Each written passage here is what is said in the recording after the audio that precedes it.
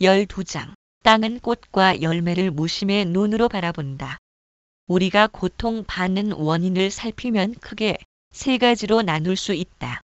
첫째로 목숨은 한계가 있는데 이루고 싶은 많은 바람이 있기 때문이며, 둘째, 세상은 끝없이 변하는 흐름 속에 있는데도 변화에 저항하려는 집착을 지닌 때문이며, 셋째, 존재하는 모든 것들은 인연으로 이루어져 변하고 멸하는 것임에도 우리는 실체가 있는 줄 알고 추구하는 까닭이다.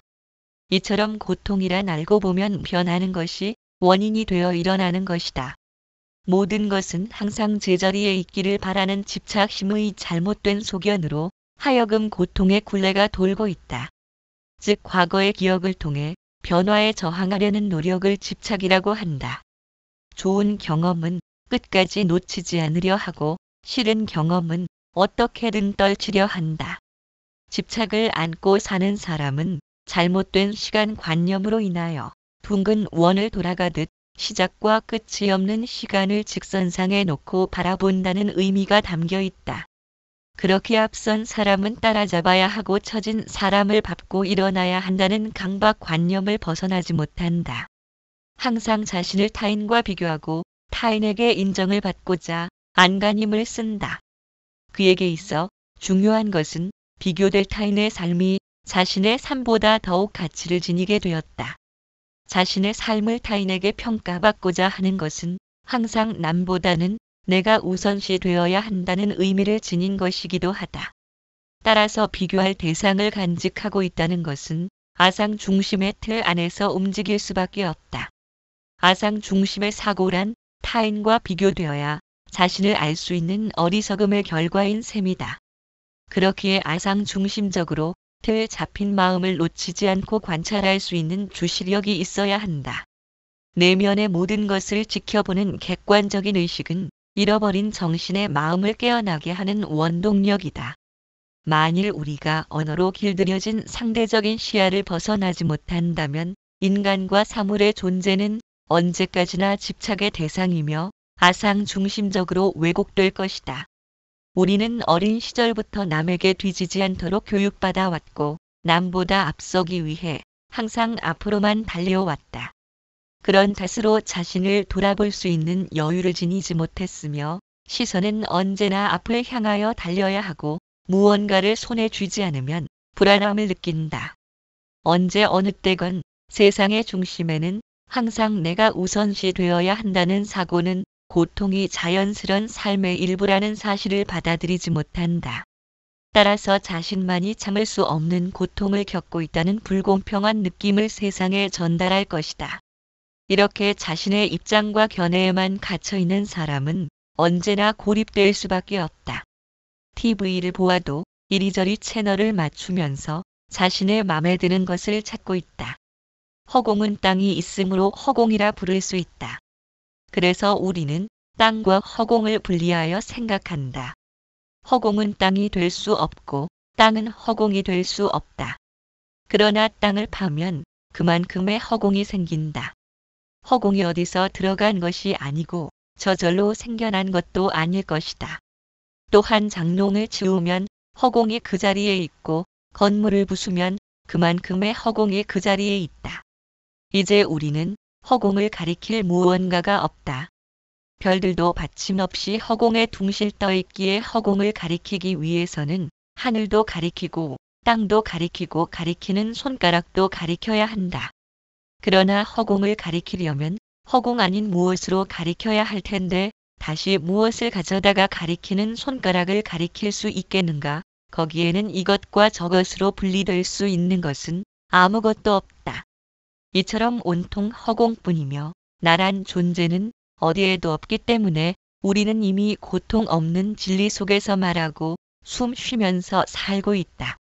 그러나 이러한 내막을 알지 못함으로 아상을 일으키면서 나와 내 것에 대한 집착을 멈추지 못한다. 그렇게 욕망과 분노를 쏟아내며 본래 있지도 않은 고통을 떨치기 위해 발버둥 치는 것도 또한 멈추지 못하고 있다. 밧줄을 뱀으로 착각하여 놀란 사람처럼 고통의 원인이란 진리를 이해하지 못한 무지에서 비롯된 것일 뿐 실체로서 존재하는 바가 없음을 알아야 한다. 그래서 자동차를 소유하면 만족감을 느끼다가도 새로운 모델이 등장하면 소유한 자동차의 가치가 하락되고 식상함을 느끼게 된다. 이와 같이 고통이란 자신이 바라보는 관점에 따라 변해감으로 실제에 아는 고통은 없으며 비교를 통해 생겨나는 것이다. 따라서 고통을 벗어나려 하지만 스스로 일으킨 것이기에 고통의 원인을 이해하지 못하면 하나의 고통이 해결되면 또 다른 고통을 만들며 해결하고자 할 수도 있다. 그러므로 삼라만상이란 눈에 보이면서도 허공의 구름처럼 생겨났기에 언젠가는 흔적 없이 사라져야 한다면 그것은 본래 생겨난 원인이 없는 것과 같다. 이처럼 만상이 텅 비어 있음을 보는 안목이 없기에 보고 들으면서 욕망과 분노를 일으키므로 고통을 겪는 줄 모른다면 이 세상 다하는 날까지 고통 없음을 향해 달려도 그날은 결코 오지 않는다. 그렇다면 고통이란 내가 마음을 쓴 결과로서 나타난 것이라면 내가 마음 쓰는 것을 고통의 원인이라 말할 수 없다. 그것은 언제든 달라질 수 있기 때문이다. 이렇듯 고통을 당하는 원인이 본래 없다면 고통이란 있는 것도 아니고 없는 것도 아닌 꿈과 같은 허망함에 지나지 않는다. 고통이란 때로는 견디기 힘들지만 그로 인해 영적인 갈망을 성취하는 계기가 되기도 한다. 기쁨과 즐거움 속에서는 거기에 묻혀버림으로 영적인 갈망을 떠올리지 못하지만 고통을 통해서 영적인 갈망을 떠올리는 까닭이다. 무엇 때문에 인간은 고통 속에서 영적인 갈망을 떠올리게 되는가? 영적인 갈망은 인간이 나아가야 궁극적인 완성을 의미한다. 따라서 영적인 갈망이란 육신과 자기를 일체화하는 것이 아니라 육신과는 떨어져 존재하는 또 하나의 자기를 느끼기 시작하면서 시작될 것이다. 우리는 육신과 마음의 유기적인 관계로부터 나라는 관념이 자리를 잡게 되었다. 나라는 인식이 들어섬에 따라 우리는 많은 감정의 다양한 폭을 경험하게 된다. 배려, 용서, 화해, 헌신 등과 같은 긍정적인 감정들과 시기, 질투, 모함 등과 같은 부정적인 감정들이 나타나면서 인간은 다른 생명체와 달리 생각의 폭이 무한대로 확장되었다. 이로써 인간은 지구상의 모든 생명체의 먹이 사슬에서 맨 꼭대기를 차지하였다. 그런데도 여전히 위험은 도사리고 있다. 비록 인간을 위협하는 다른 생명체는 없지만 인간과 인간끼리의 반목과 대립이 횡행한다는 것이다. 인간들끼리 먹이사슬의 우위를 점하기 위한 경쟁과 반목은 매우 치열해지고 있다. 만일 우리가 이러한 원인을 살피지 못하면 만물의 영장이라며 지구를 정복한 정복자의 위세란 한낱 허세일 뿐이다. 철들면서부터 고통에 찌들어 죽을 때까지 행복과 만족감을 꿈꾸며 죽어간다면 인간의 존재가 마냥 기뻐할 만한 만물의 영장이라고 과시하기에는 부끄러울 것이다. 그래서 우리는 영적인 갈망을 추구하기 전에 먼저 우리를 주눅들게 만드는 고통이란 무엇인지를 이해하도록 철저히 파헤쳐야 한다. 어쩌면 그것이 추상적인 신의 경지를 이루고자 하는 무모함보다 더욱 우리를 깨어나게 하는 궁극적인 완성에 이르는 길인지도 모른다. 왜냐하면 우리가 자신을 완성시키려는 의지를 지니게 된 것은 행복감에서 탈피하고자 함이 아니라 극복된 고통을 원하기 때문이다. 살아가면서 아무런 고통을 느끼지 못한다면 굳이 세상을 거부할 이유는 없을 것이다. 그런데도 거기에서 또 다른 고통이 생겨난다. 마치 무언가 빠진 듯한 상실감과 무료함의 새로운 무언가를 찾고 싶은 열망이 꿈틀거리고 있다는 것이다. 따라서 고통이란 불행감에서만 생겨나는 것이 아니라 행복감에서도 나타난다는 사실을 외면할 수 없다. 행복감이 내 곁을 떠나지 못하도록 붙잡아 두고픈 욕망이 나타나고 주변을 경계하면서 침범하지 못하도록 높은 울타리를 쌓게 되면서 인간은 스스로 고립되게 된다. 아무리 철저히 경계하고 단속한다 해도 병들어 늙으면서 죽어감은 피할 수 없는 일이다. 자신이 평생 동안 피땀 흘려 쌓아놓고 이룩한 업적이란 한낱 물거품에 불과할 뿐이다. 허탈감이 물려든다. 이처럼 쓸모없고 휴지 조각과 같은 것들을 위해 자신의 생애를 전부 소비한 것에 대한 서글픔에 몸을 가누지 못할 것이다. 우리는 모두 이와 같은 과정을 겪어야 한다. 그것이 인간이다. 이러한 과정을 되풀이한다면 우리는 고통의 실체를 파헤쳐 보아야 한다. 그렇지 않으면 평생을 고통의 벽 앞에 무릎 꿇어야 하기 때문이다.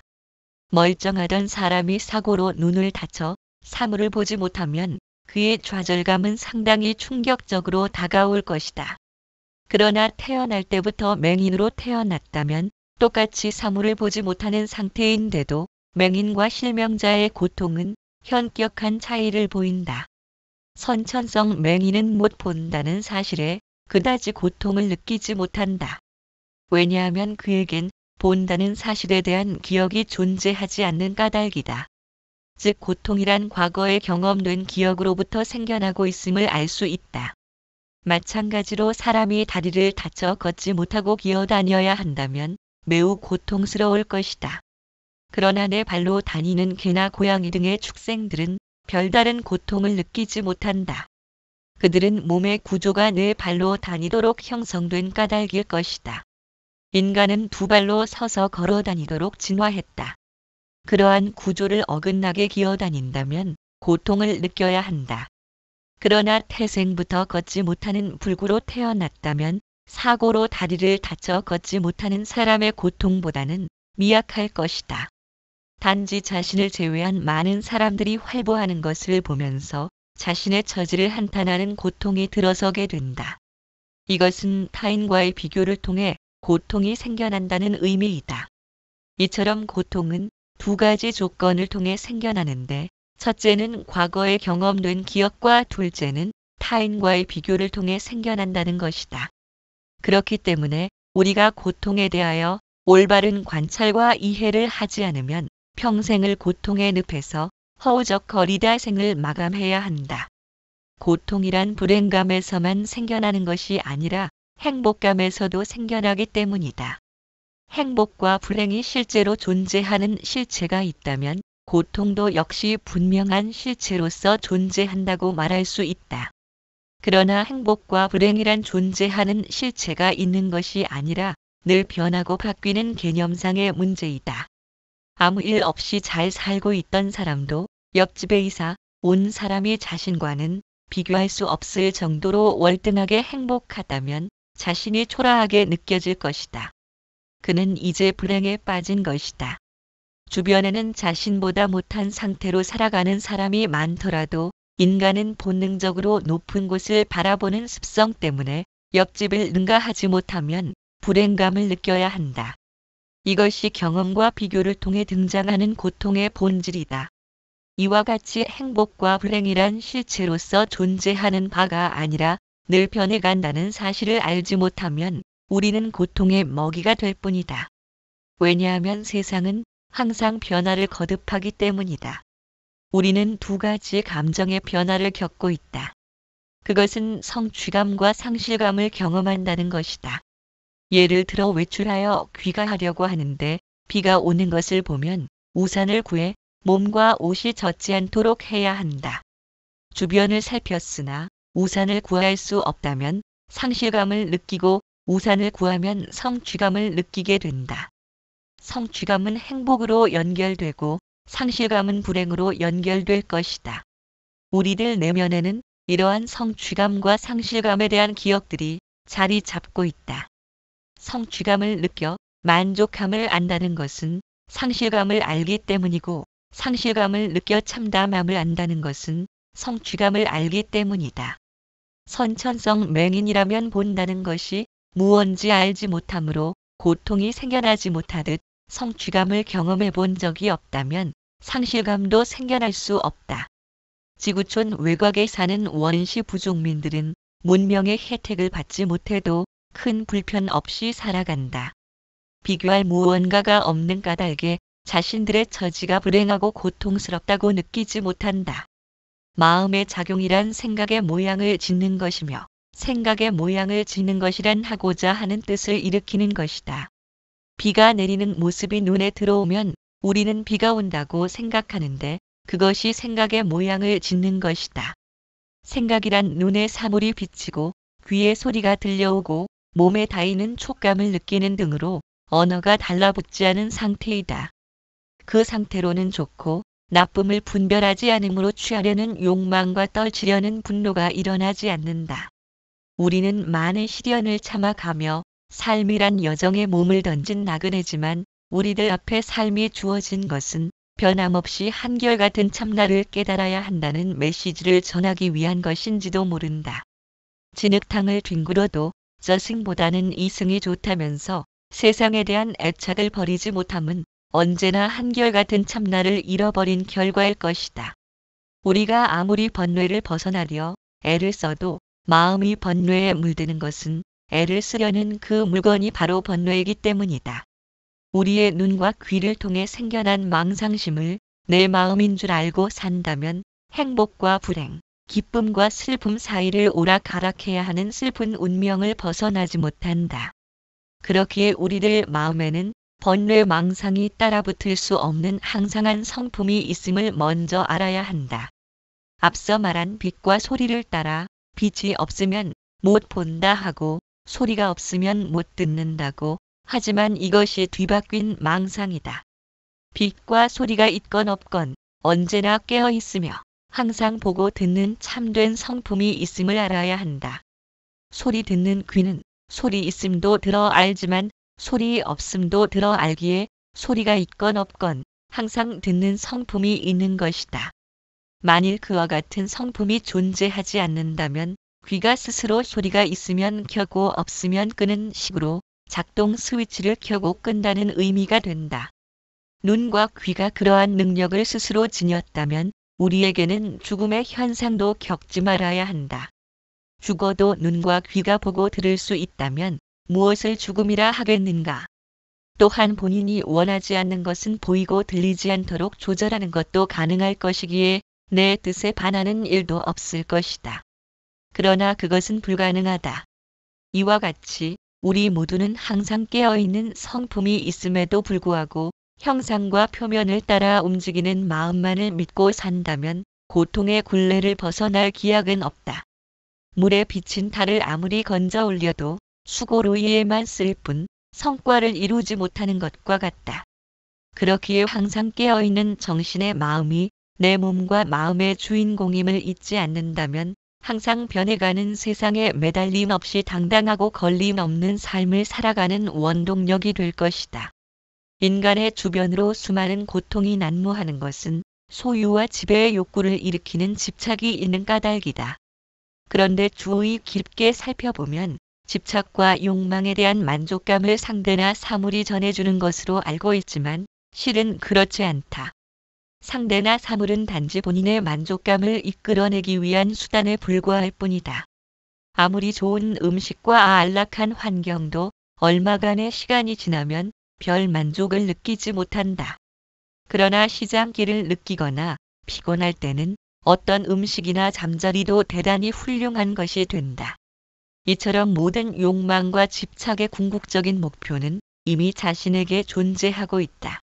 그렇게 욕망을 일으킨다는 것은 문제를 정확히 파악하지 못하여 일어나는 어리석음이다. 우리가 마음을 문제시하는 것은 만족감을 모르는 탓이기도 하다. 마치 깨진 항아리에 물을 붓듯이 채워질 수 없는 마음의 습성을 감당할 수 없기 때문이다. 그래서 욕망과 분노는 한 번 불길이 당겨지면 걷잡을 수 없이 타올라서 스스로를 파멸시키고 주변까지 피해를 입히게 된다. 그것이 고통의 삶이며 마음의 기복이 큰 폭의 흔들림을 벗어나 일정하게 평등한 상태를 유지하기 위해 인간은 무수한 노력을 기울였고 앞으로도 그러한 노력은 끝없이 이어질 것이다. 모든 인간이 유일하게 지닌 공통 관심사는 마음을 정복함에 있을 것이다. 그러기 위해서는 마음의 속성을 알지 못하면 마음을 정복하려는 노력은 부질없는 꿈에 지나지 않는다. 마음의 속성이란 눈과 귀로 만들어진 가상의 이미지와 같다. 그런 까닭에 욕망과 분노의 불길이 타오르지 않게 하려면 눈과 귀를 단속하여 잘못된 방향으로 보고 듣지 않도록 해야 한다. 분노의 불길은 욕망보다 직접적인 피해를 입히기 때문에 잠시 자리를 피해 마음을 진정시킨 후 상대를 대하면 훨씬 냉정한 상태로 사태를 파악할 수 있다. 분노의 불길을 그 자리에서 억제하려 해도 보고 들음이 계속된다면 땔감을 계속 집어넣으면서 불이 꺼지기를 바라는 것과 같다. 그러므로 마음을 직접 상대하면서 정복하려 한다면 번번이 실패할 것이다. 허공을 움켜쥐려는 것과 같고 그림자를 베려는 것처럼 무모한 일에 지나지 않기 때문이다. 농사짓는 일에 비유하면 몸과 마음이란 꽃과 열매이고 고통은 씨앗이며 지혜는 그 싹이고 본성은 논밭은 땅에 해당될 것이다. 마음이 미혹되어 불행을 떨치고 행복을 추구할 때는 어디에도 행복을 찾을 수는 없다. 그것은 마치 스크린에서 비추이는 영상들이 제각각 존재한다는 미혹함 속에 있기에 단지 불행을 불러오는 일시적인 행복만을 손에 쥘 것이다. 그러나 눈에 비추이는 모든 만물이란 텅 빈 스크린에서 나타나고 있는 허상임을 안다면 굳이 스크린과 영상을 떼어내려 하지 않을 것이다. 영상이란 스크린과 다를 바 없기 때문이다. 언어와 침묵은 제각기 다른 별개의 것이 아니다. 잠과 알미란 잠들고 깨어남과 같다. 잠들지 않으면 깨어남이 없고 깨어남이 없으면 잠듦도 없다. 이러한 두 가지는 서로 의지하면서 둘 아님으로 존재하기에 언어와 침묵도 마찬가지이며 지혜와 무지 또한 별개의 존재가 아니다. 그런데도 두 가지가 함께 공존하기란 불가능하다. 잠들면 깨어난 상태가 아니듯이 침묵을 사용하면 언어가 멈추고 무지를 사용하면 지혜가 멈춘다. 누구든지 본성이 무엇인지 발견한다면 마음에 대해서는 잊을 수밖에 없다. 마음을 사용하여 본성을 찾고자 함은 꿈속에서 먹던 사과를 깨어나서도 찾으려는 것과 같다. 우리가 기쁨과 슬픔을 겪는 것은 업력의 씨앗을 뿌려놓은 땅에 꽃피고 열매가 맺을 뿐이다. 본성은 땅과 같다. 어떤 씨앗을 심더라도 거부하지 않으며 어떤 열매가 맺히더라도 무심하다. 그러나 씨앗과 열매는 땅에 의존함이 없으면 생겨나지 못한다. 우리가 겪는 고통이란 심어놓은 씨앗에서 다른 열매를 기대하기 때문이다. 그것에 대해 눈뜨기 시작하면 우리들 본성이란 씨앗이나 열매의 종류가 아니라 땅이라는 사실을 발견하게 된다. 무수한 육신의 옷을 갈아입으며 서로 다른 환경에서 태어나 살면서 기쁨과 슬픔을 경험하지만 사실 그것들은 내 눈앞을 스쳐 지나갈 뿐 나와는 아무런 연관도 없는 일이다. 땅은 씨앗이 속히 나기를 바라거나 혹은 씨앗과는 다른 열매를 거두려는 어떠한 움직임도 없는 그것이 본성인 까닭이다. 본성은 혼란받지 않고 고통당하지 않는다. 의도하는 마음이 없는 까닭이다. 마음으로 행하는 것은 모두 본성을 등지고 달리는 것이며 허공을 움켜쥐려는 사람처럼 어리석음만 더할 뿐이다.